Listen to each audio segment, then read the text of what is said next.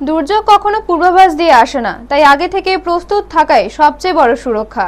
এই লক্ষ্যকে সামনে রেখে দক্ষিণ ত্রিপুরা জেলার সাব্রুম মহকুমা প্রশাসনের উদ্যোগে আয়োজিত হলো একদিনের ডিজাস্টার ম্যানেজমেন্ট ট্রেনিং প্রোগ্রাম।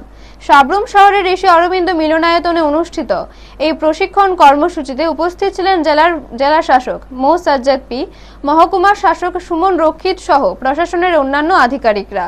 কর্মসূচির মূল উদ্দেশ্য ছিল সম্ভাব্য প্রাকৃতিক দুর্যোগ মোকাবেলায় প্রশাসন ও সংশ্লিষ্ট কর্মীদের আরও দক্ষ ও প্রস্তুত করে তোলা। প্রশিক্ষণে দুর্যোগের সময় দ্রুত ও কার্যকরভাবে উদ্ধার কাজ পরিচালনা, ক্ষতিগ্রস্তদের সহায়তা প্রদান এবং সাধারণ মানুষের নিরাপত্তা নিশ্চিত করার বিভিন্ন দিক নিয়ে বিস্তারিত আলোচনা ও হাতে কলমে নির্দেশনা দেওয়া হয়। সাংবাদিকদের মুখোমুখি হয়ে জেলাশাসক মো সাজ্জাদ পি জানান, প্রশাসনের প্রধান লক্ষ্য হলো দুর্যোগের সময় দ্রুত মানুষের পাশে দাঁড়ানো এবং সকলকে নিরাপদ রাখা।